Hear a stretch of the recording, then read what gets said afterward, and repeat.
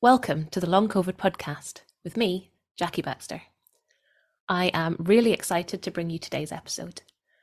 Please do check out the links in the show notes where you can find the podcast website, social media and support group, as well as a link to buy me a coffee if you are able. You should not rely on any medical information contained in this podcast and related materials in making medical, health-related or other decisions. Please do consult a doctor or other health professional. I love to hear from you. If you've got any suggestions or feedback or just want to say hey, then please do get in touch. I really hope you enjoy this episode, so here we go.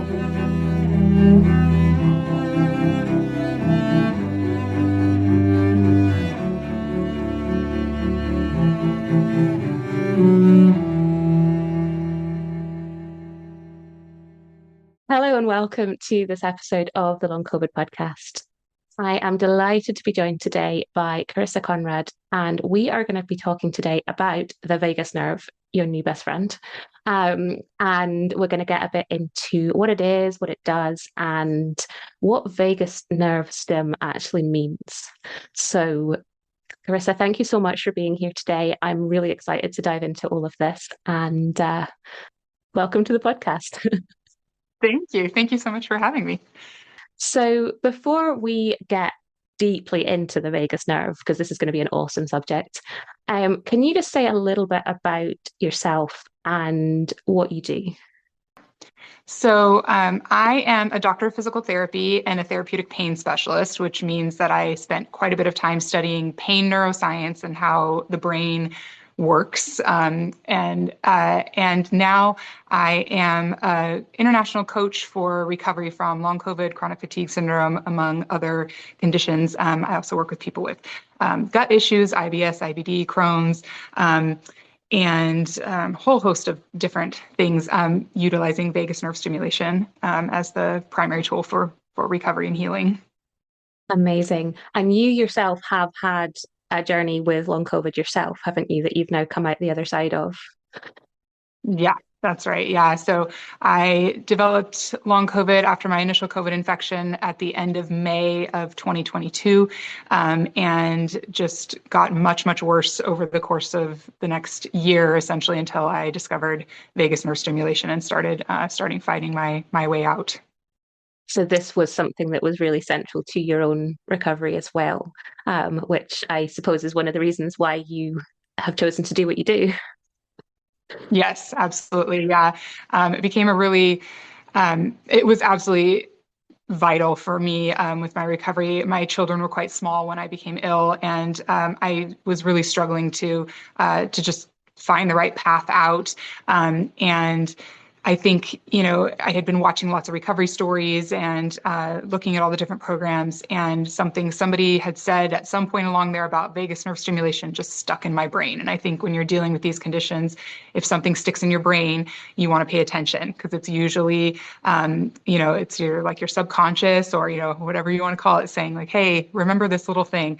And so I started doing more research on that, and figured out how to do it with a TENS unit. And TENS units being very familiar to me as a physical therapist, I kind of did my research, figured out how to use it, and that was really the turning point for me in my recovery.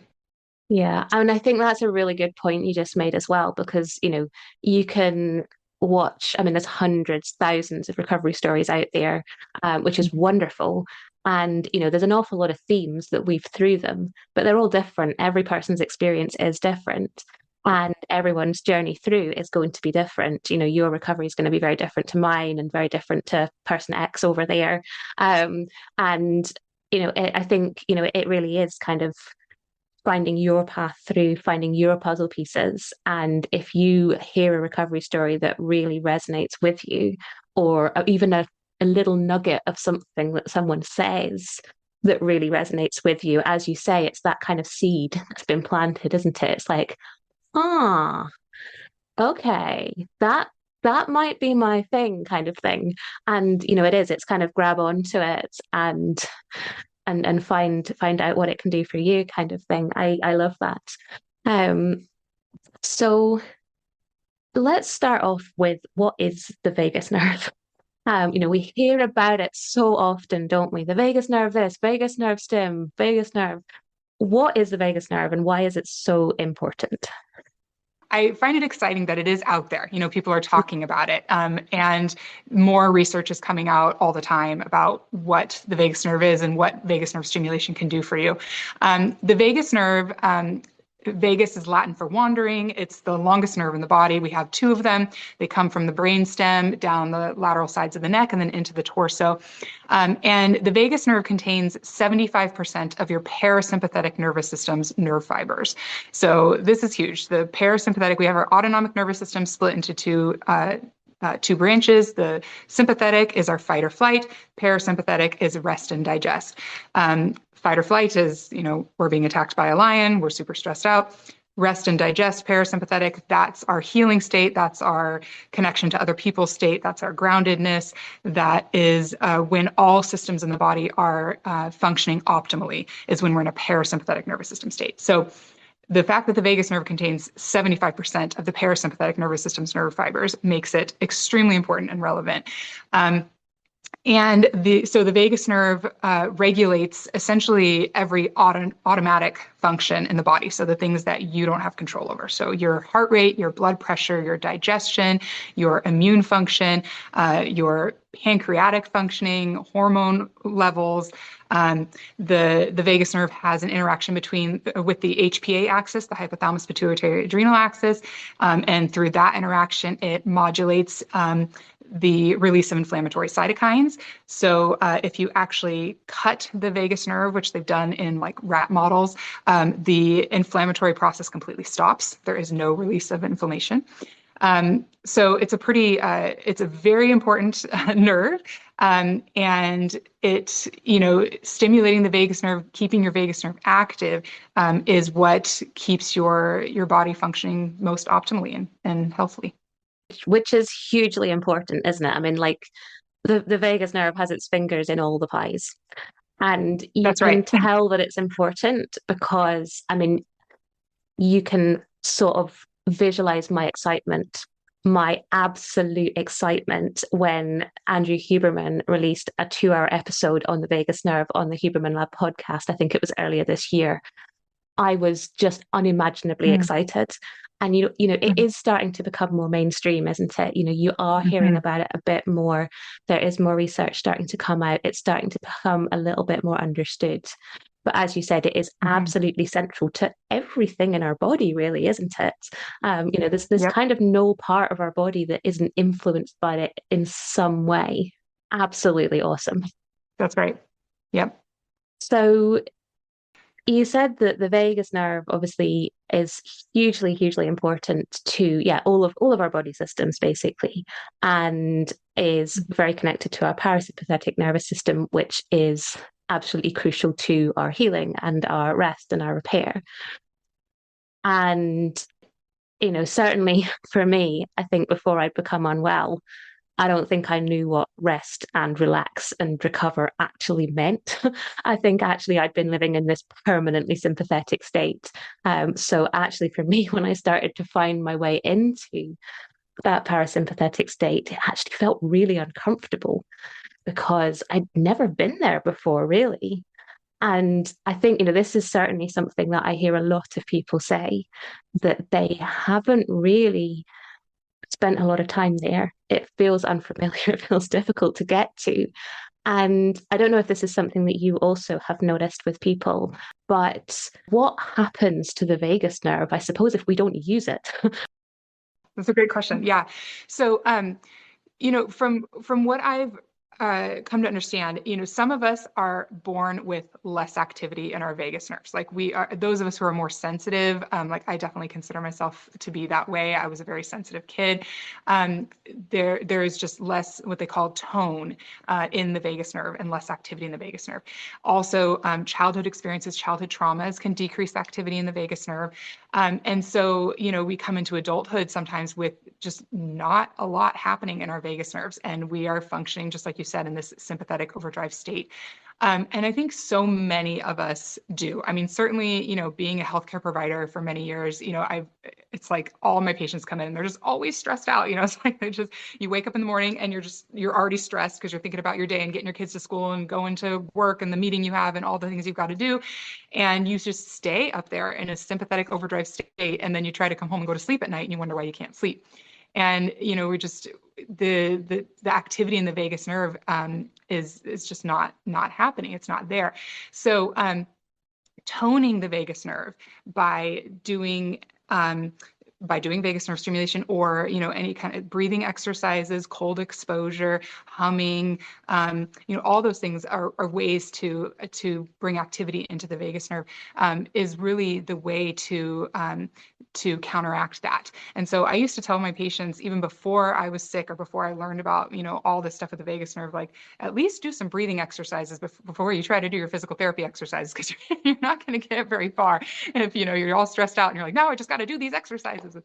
So yeah, bringing that down into that parasympathetic state, like just stopping that kind of spike up into sympathetic and staying there all the time, can really improve your health dramatically.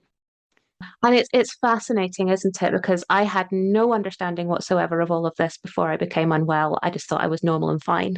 And I Mhm. think, so many people have Right. that experience. They come in thinking everything's fine. Mhm. And it's very, very Mhm. quickly everything becomes extremely not fine. But, I think, and understanding it is so important, isn't it?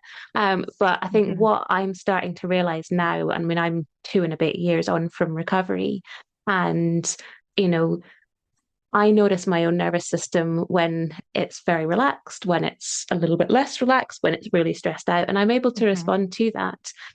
And I think learning my own nervous system much better in my own body has given me a much greater insight into other people's nervous systems as well. So whether that is clients that I'm Absolutely. working with, whether it's my partner, or whether it's people that I just see on the streets or in the shops or, Mhm. out and about.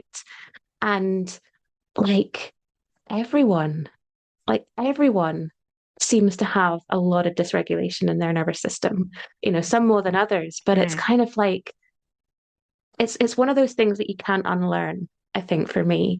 And, it sort of makes me realize that actually this work isn't just sort of work for recovery from long COVID, from ME/CFS. It is work that actually needs to be much more in the sort of public eye. We need to be teaching this to kids in Mhm. schools. This needs to be mainstream Absolutely. healthcare that's talked about in GP surgeries for people who are in for stress, or for indeed anything Mhm. else. And I think again, it's that thing, where you can't unlearn it.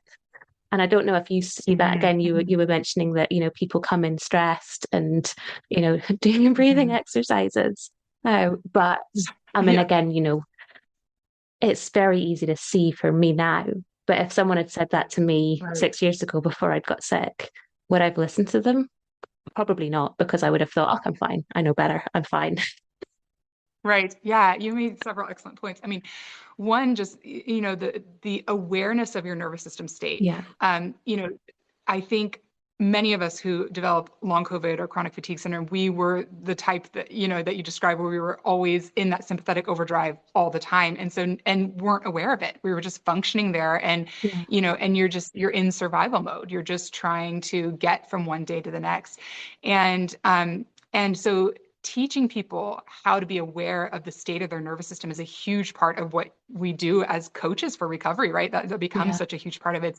Helping people understand what it feels like to be in parasympathetic versus sympathetic versus freeze, and how to intervene and when to intervene to bring the nervous system back into that parasympathetic state. That's such a key part of recovery. Yeah.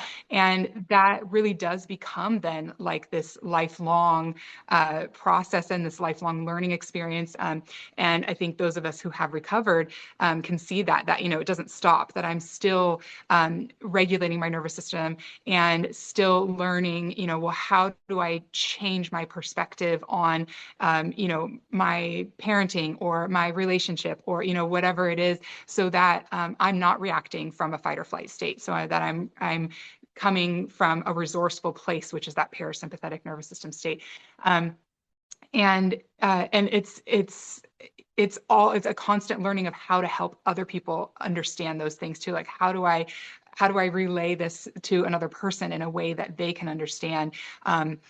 How to identify their own nervous system state, how to catch it before it gets too far gone, where then they're up in that crash place again. It's so challenging, but yeah, it is.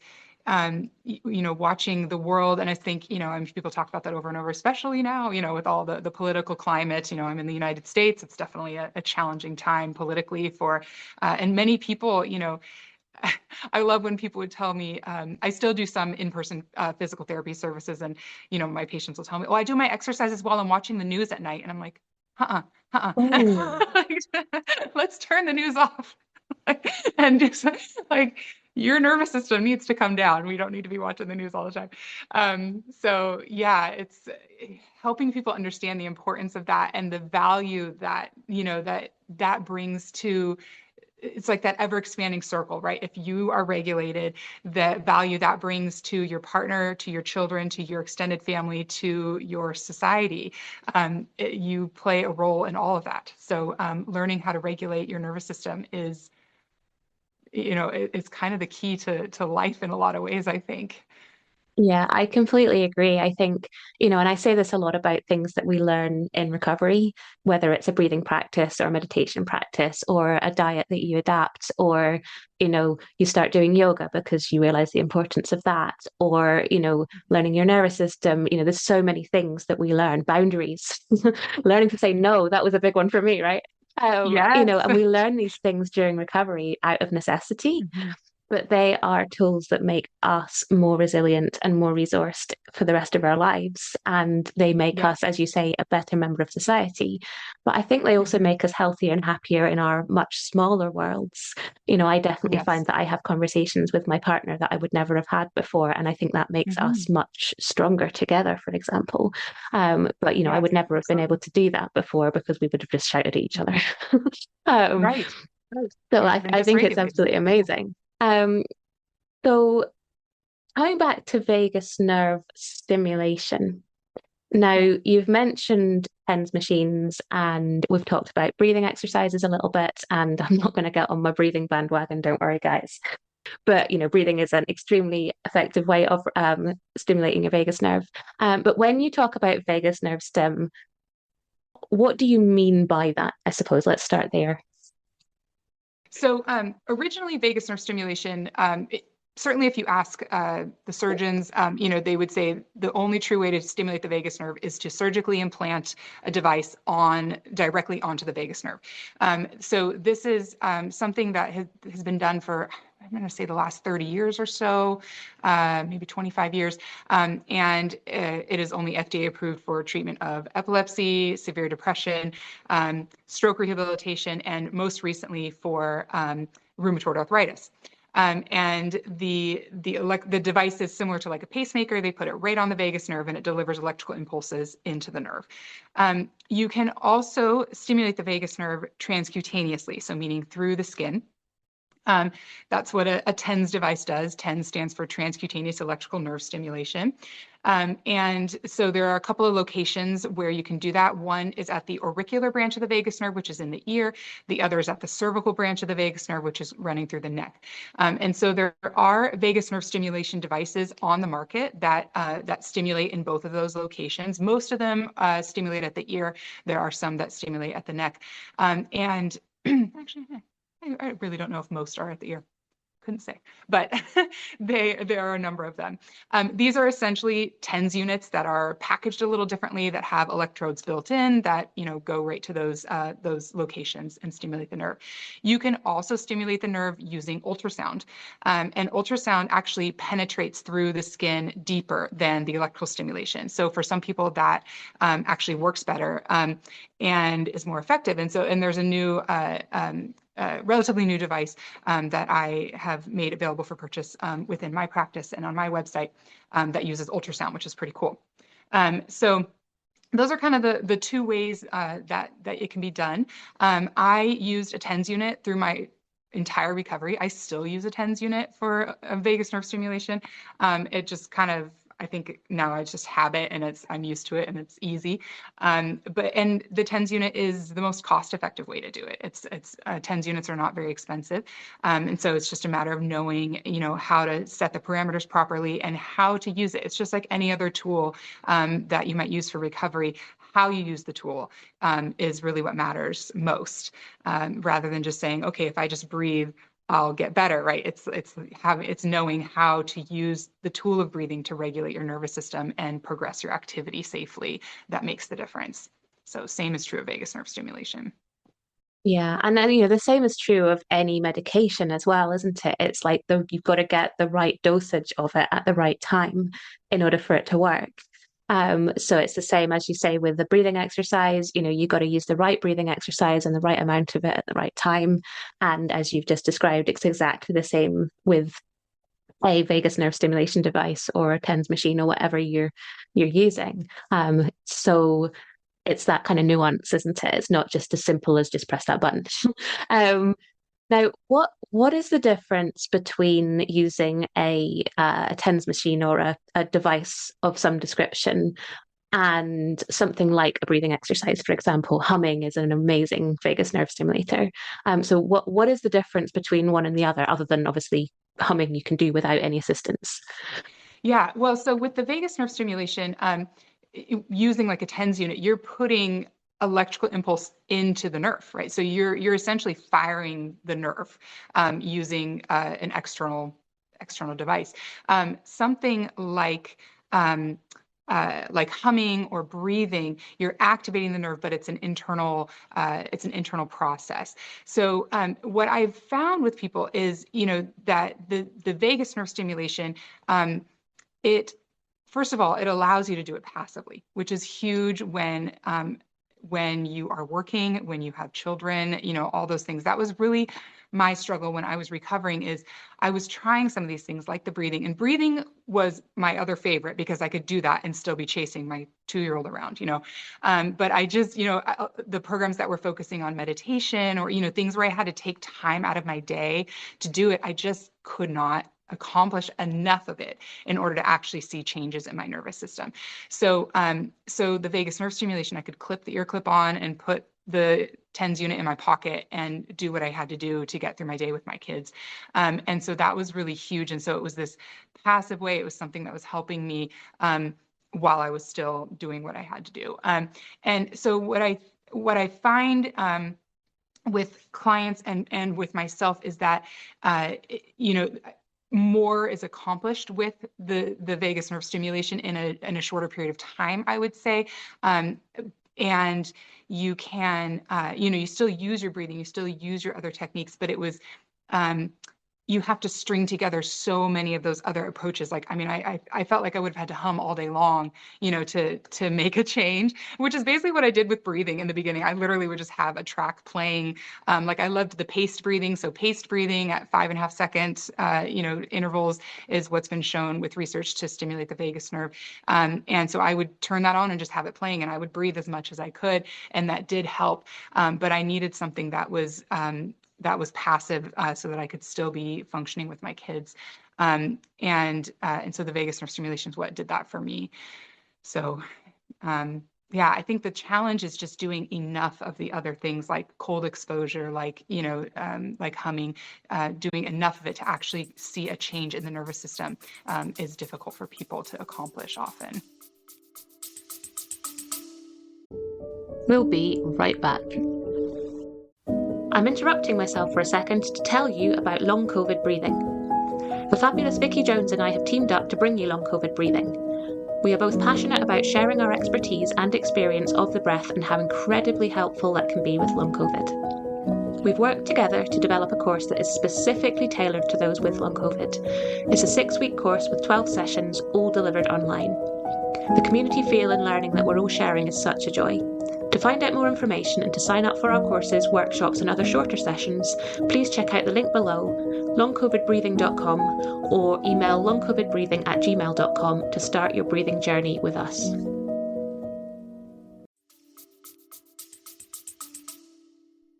Yeah, and of course something like cold exposure isn't appropriate for everybody either at certain stages in their recovery. Right.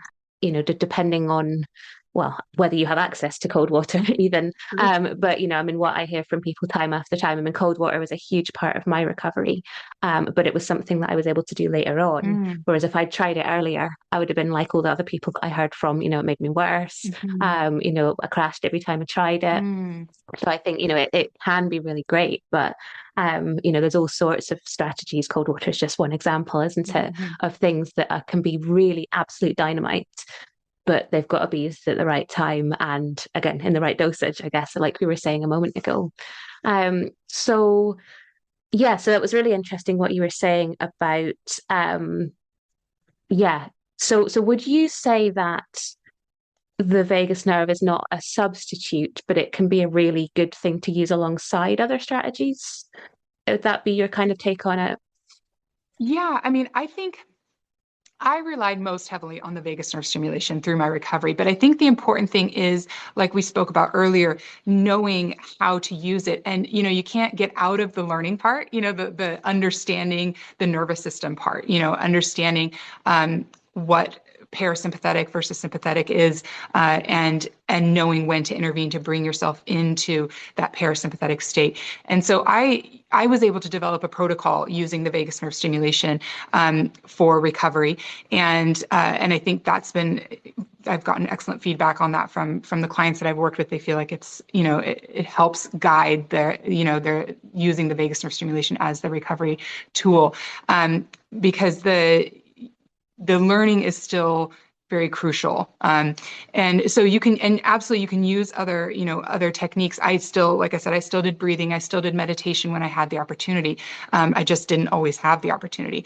And your point of, about, something like cold exposure, I'm one that cold exposure doesn't feel good, and that's kind of an interesting thing that, if there was a one size fits all, answer to everything, oh, wouldn't that be great? But and different stages of recovery, different things being helpful at different stages of recovery. When I was very, very ill at the beginning, I remember just trying to do vagus nerve massage, just putting my fingers in my ears and drawing little circles, and it was like my whole nervous system wigged out. Like I just could not, like it was like, oh, yuck, that does not feel good. And so I think for me, the discovery of the vagus nerve stimulation came at the right time in my recovery. I was getting a little bit of help from low dose naltrexone, and from a very low dose SSRI. So I had a little boost to my nervous system already, that had helped even me out just a little bit. What I always say is the medications got me off the couch, the vagus nerve stimulation got me out of the house. So I had enough little boost from the medications that my nervous system was able to tolerate the vagus nerve stimulation. For others, exactly, what you said about cold exposure, other people feel with the vagus nerve stimulation where they put it on initially and it doesn't feel good. And it's because the nervous system is not used to being in a parasympathetic state. So you're putting something on to activate your vagus nerve and move you into parasympathetic. And the brain is going, that's not safe. I need to be super aware of what's going on around me. I need to be careful. I need to watch for things that are going to kill me. That's essentially what your brain is doing when you're in that sympathetic overdrive. So it doesn't feel safe to your brain to move into parasympathetic. So going slowly, when you start something like vagus nerve stimulation, and having guidance on how to do that is really important. And that's, true for, as you said, so many other approaches that we use for recovery. Yeah, exactly. And that's such a good point. Even if we are trying to get into that place of safety, if we try to push ourselves anywhere too quickly, then the body is going to feel unsafe because it's unfamiliar. So it's that kind of unfamiliar pain is actually sometimes where we will kind of stay because it's familiar, right? We'll stay in that familiar discomfort over, I don't know what's over there. It's kind of the opposite of the grass is greener, isn't it? You look over there and you're like, oh, I want to be there. It's kind of the opposite of that. Um, that's really interesting about that analogy. Anyway, Yes, that's interesting. Yeah, so much of my recovery, and I tell my clients this all the time. It was learning how the brain works. Why the brain does what it does, why the brain has developed to be more hypervigilant. Why we are constantly looking for the threat, and that really helped me set aside the thoughts. because that's the hard part, right? When you're stuck in fight or flight all the time, your brain is cycling through thoughts like, am I ever going to get better? Am I ever going to be able to be with my kids again? Am I ever going to get to go to their school plays? Am I, all the thoughts that go through your head. And that is so often the hardest part for people to break out of when they're recovering. And so understanding that when you're in a fight or flight state, your brain is basically putting you through a maze. It's trying to find a way out of a maze, but there's no way out. There's no way out of that maze. So what you have to do is recognize that those thoughts are there because your nervous system is in fight or flight, and detach from them that way. But it's very challenging because the thoughts feel very real and very important and like survival. And that's exactly what they are to your brain. So understanding how the brain works is really ultimately, I think, how you get out of these things. I'm one of these people that has to know everything. I'm the why child, the why. I'm a nightmare. Um, but for me, I think I started to really start to see improvement when I really understood a bit about more what was going on, starting to recognize more in my body. But I had to understand a bit, at least, of the why. Because if you're going to make an effort to do breathing exercises, to do whatever, or to put money into buying a device, and learning how to use it, or whatever strategies you're using, if you're going to do that, you got to kind of know that it's going to work, or that there's some value in actually trying that. And I think we know that by understanding the why, don't we? And it doesn't mean that we need to have read every single book on the vagus nerve, because like there's a lot of them. But I think it's having that kind of a bit of an understanding is so important, isn't it? Which is why this conversation here is so important. Which is awesome. Yes. So I think, like you said, getting the dosage right is so important. And what are the kind of most common mistakes that people make with this? Oh, great, I heard that person on the Long COVID podcast. She said, get a TENS machine and try it out. Okay, I'll do that. Plug it in, stick it on. Like, what are the things that people are going to do wrong there? I mean, probably exactly what I described there is the wrong way to go about it, isn't it? Yeah, first of all, you must know the correct parameters. So how to set the TENS unit. I have definitely worked with people before who did exactly what you talk about, where they got it and they clipped some things together and they just turned it on without adjusting any of the parameters. The parameters that come set on the TENS unit when you buy it are not the right ones. I'll say that much. It's not You do smart. have to read the You do have instructions. to, yes, you do want to yes, have some sense of well, no, you want to know the correct parameters for sure. There's some variation in the parameters, but generally speaking, they're mostly the same. So you do want to know the parameters, and starting slowly is another thing that's important. And so again, that comes along with that comes understanding your nervous system state. So knowing when it's starting to give you signs that it's not loving what you're doing, what those signs can be. So for some people, they might get a little headache when they start out. Some people might get a little nauseated when they start out. Some people get fatigued. And those are just signs that your nervous system is trying to figure out which end is up, and what, and they go away with time, but you'll be a heck of a lot more comfortable if you go more slowly rather than jumping in and just saying, oh, my body will get used to this. I'll just keep pushing through. We don't want to do that. The other thing that can happen sometimes is people will start using the stimulation, they'll start feeling better, and then they'll go out all day and go out with friends and have this fantastic time because they're feeling better. And then they come back and they do the stimulation again, and they're like, well, now it's not working. And, now I'm not feeling better like I was before. And what's happened is that your nervous system has been pushed too far, and the stimulation can only bring you down so much. So I love to use the polyvagal chart as a tool when I'm coaching people. It's an excellent tool for understanding where your nervous system is at. So if you've pushed your nervous system all the way up into a freeze state, and then you try to use the vagus nerve stimulation, it can only bring you down so far on that chart. And so you might feel anxiety when you have the stimulation on. You might feel nausea again. You might, any of those other symptoms. So it's really important also to be, again, pairing that with good pacing strategies. And I know how hard it is when you start feeling better. You just want to like run out and do life again. But yeah, knowing that there's still a process, that you're not going to go from 0 to 100. It took me 8 months from being on the couch to being able to work 5 hours a week, so it takes time. Like anything, your nervous system has to recalibrate itself, regulate itself. Your brain has to start perceiving all the activities and stimulus that it's basically your brain has been perceiving all of these things as a threat to your survival. You have to retrain your brain that these things are safe. And that takes time. So those are usually the most common mistakes or, that people make. And so, it's don't give up too soon, but go slowly and give your nervous system time to adjust. And as you say, don't give up on all the other stuff either, Right. because your scenario where you did your vagus nerve stim, you've been doing it for a wee while and you're starting to feel better. I think, great, I've got some energy back, and if anyone's an all or nothing person like me, you'll go out and be like, brilliant, I'm going to do all the things. Yep. I've finally got some energy. I'm going to use it. Yeah. And, as you say, you jack your nervous system up and then you come home and, boom, end up crashing out. And, again, it's not letting go of some of those pacing strategies, not letting go of some of the breathing exercises that maybe you could be doing while you were out that might have helped with that activation.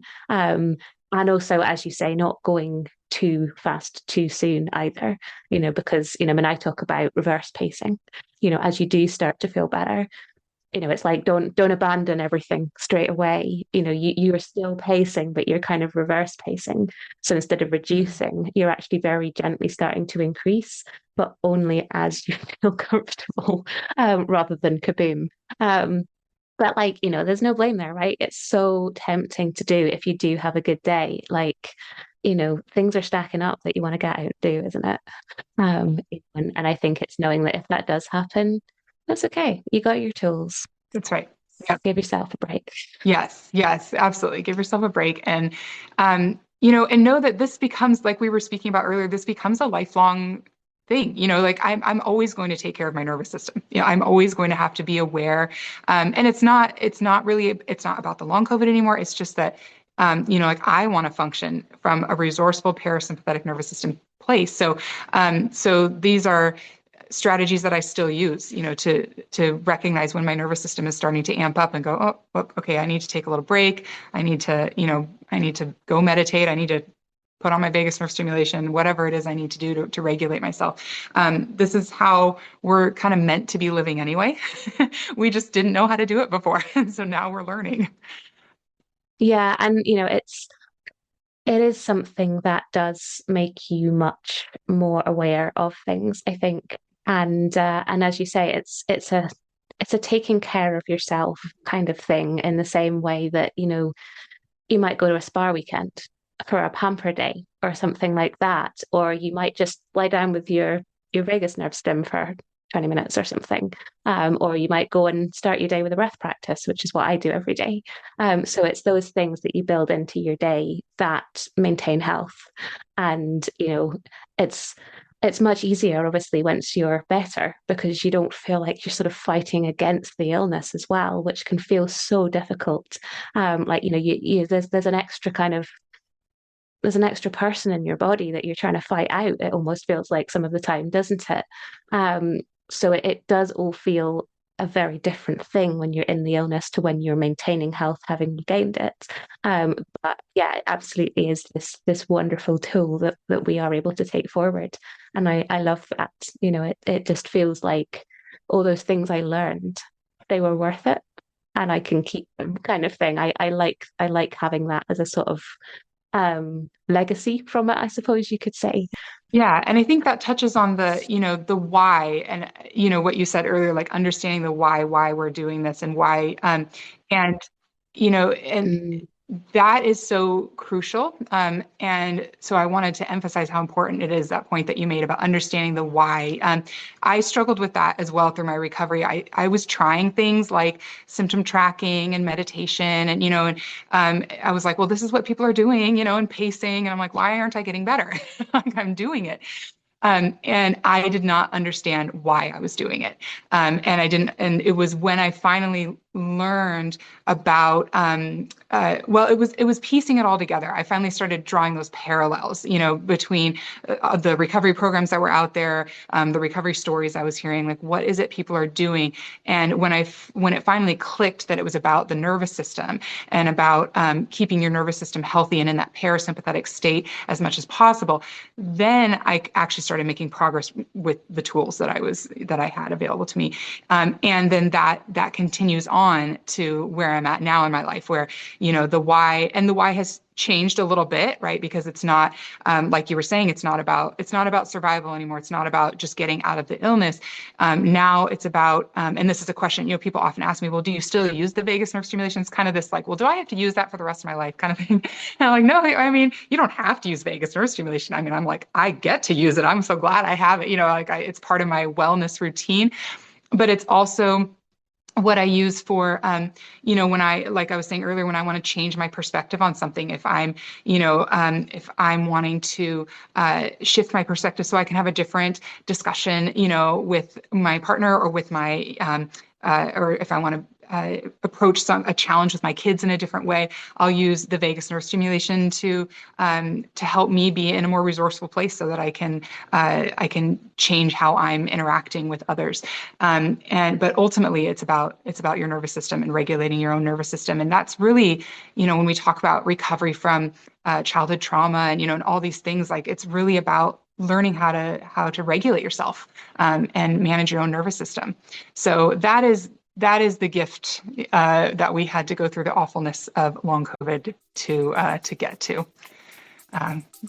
Learning how to regulate ourselves. We'll be right back. Hey there, I'm just jumping in for a second to see if you're enjoying this episode. If you're finding it useful, maybe you would consider sharing it somewhere, a friend, a group, or even on your Twitter feed. If everyone was able to share just once, we'd be able to get this information out to even more people who really, really need it. So please consider sharing somewhere if you possibly can. I hope you enjoy the episode, and thank you so much.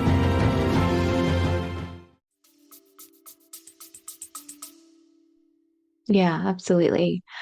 So you said that you used a TENS machine, which, I mean, prices are going to vary, I'm sure, but I think they're the more accessible end of sort of stimulation devices.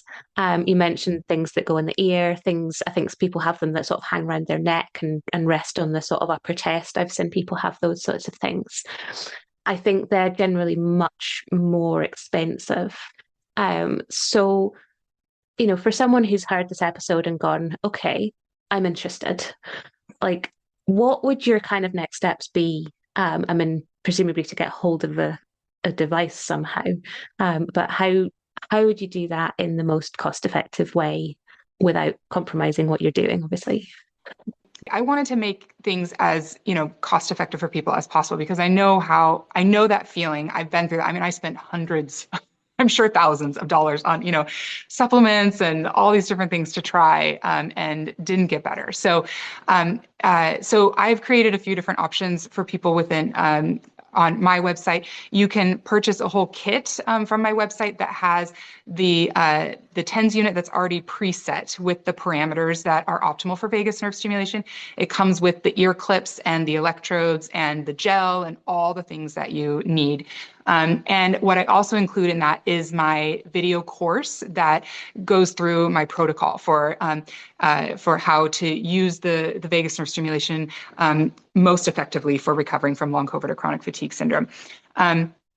You can also buy your own TENS unit and buy the course separately. So that way, especially, so some of my international clients have chosen that option because shipping is expensive. So if you can source your own TENS unit, sometimes that's a very inexpensive way to do it. And then the course is digital, right? So I can just send you a link and then you can access the course. And in the course, it has also the parameters. So the right way to set your own TENS unit so that you've got it set the proper way. And then of course the videos on the protocol.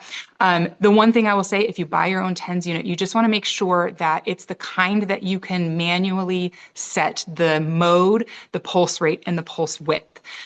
Some TENS units, particularly the less expensive ones, have preset programs. So they'll have things like push this button for your back or push this button for your shoulder, and it will have parameters that are already set. So different pulse rates and different pulse widths. Those usually you can't find the exact program that would have the appropriate settings for vagus nerve stimulation. So I would encourage you to not get one of those type. I've really tried some of my, again, understanding that people want to make this as cost effective as possible, and people have bought those kind, and we've spent all this time on Zoom sessions trying to figure out how to make it work, and it's very challenging. So spend the extra $20 or whatever and get the one that allows you to set the parameters yourself. And then, like I said, I also have the ultrasound unit. Ultrasound is a little more expensive, but that does work. It does work quite well. But yeah, so I've tried to make varied options available for people that can hopefully meet the budget that works for you, because I do understand that stress of and a lot of times you're not working, right? You can't work because you're sick, and then you're trying to figure out how to pay for this stuff. So all that's on my website, CarissaConradDPT.com. So. Perfect. And I'll make sure to drop the links in the show notes as well. So if anyone does want to follow up on that, then you know where to go. Again, I don't know if it is the same everywhere, but like when I was a kid, I used to work in Boots. For those of you who are not based in the UK, Boots is like a healthcare store. And we used to be able to hire out TENS machines to people who were pregnant. So it may even be worth, I've no idea if they still do it. This was some years ago. I'm not going to do the maths on that because I'll feel old. But it might even be worth investigating if there is some way of hiring something, close to where people are, because, obviously, as you say, it's got to have the right parameters and the right stuff in order for it to work. But, if you can find a way of hiring or borrowing one to see if it works, then, it's like, is this worth me investing in?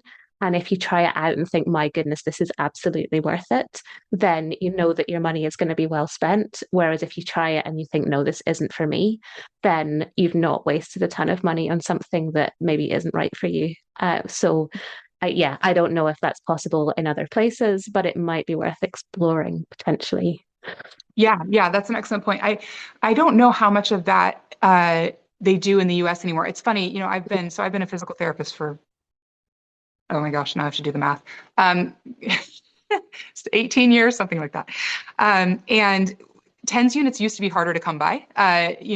TENS units, we use them all the time in the physical therapy world. And when I first started practicing, you had to get like a referral, and you had to get it through your insurance, and all this stuff. And now they're pretty widely available. So we used to do more of that, where you would rent one, or things like that. A TENS 7000 on Amazon is like $38, I think, in the US. So they're pretty reasonably priced. That's what I include in my standard kit. Ear clips, you got to buy those too. And gel, don't let anybody tell you need fancy gel. I include the official gel in my kits, but you can literally use aloe vera gel. So, I always tell people, don't worry about when you run out of gel, you don't have to go buy some, expensive gel. Just get a bottle of aloe vera. It works just as well. Any water-based gel works just fine. So all those things, the components are not super expensive. It's, but you do want to make sure that you have the right guidance in terms of how to set it and how to get started. So yeah, I guess it's making sure that you do get the right device, but also then, really, really importantly, making sure that you do it right, get that dosage right. Yes. Because we all know all too well what can happen when we dose ourselves incorrectly. So much of this it's trial and error. We don't, so many people don't necessarily have the guidance from an experienced practitioner, who knows what to do with these things. And so I know, we are just trying our best. It's, what do people call it? Yeah, like self-diagnosing, Dr. Google, all these things. It's kind of what we have had to resort to because, people didn't know what to do. And I know how scary that is. And that's why, when I was recovering, I remember the feeling of being so scared of not knowing how to recover, not knowing how to get out of this. Nobody really had answers. The doctors were just basically telling you to wait it out, which is not the right solution. Waiting it out just made me worse.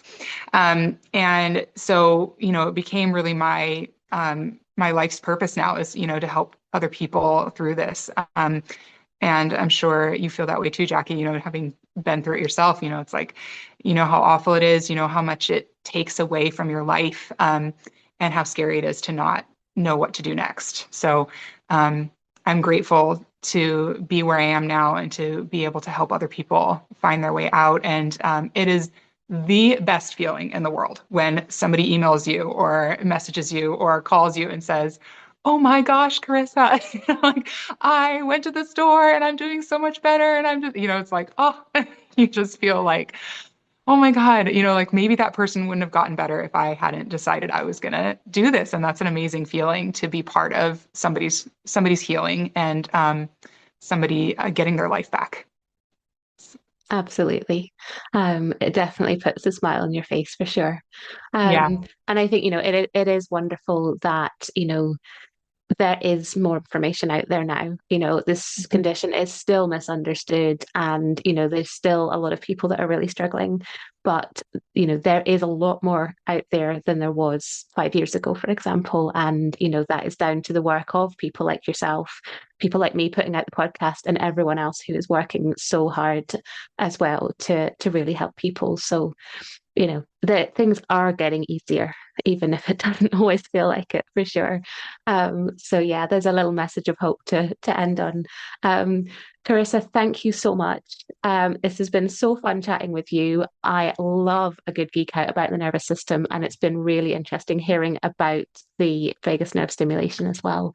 So I'll make sure I drop all of your links into the show notes, and thank you so much. It's been awesome. Yes, thank you so much for having me on. This has been great. Thank you so much to all of my guests, and to you for listening. I hope you've enjoyed it, or at least found it useful. The Long COVID podcast is entirely self-produced and self-funded. I'm doing all of this myself. If you're able to, please go to buymeacoffee.com/longcovidpod to help me cover the costs of hosting the podcast. Please look out for the next episode of the Long COVID podcast. It's available on all the usual podcast hosting things. And do get in touch. I'd love to hear from you.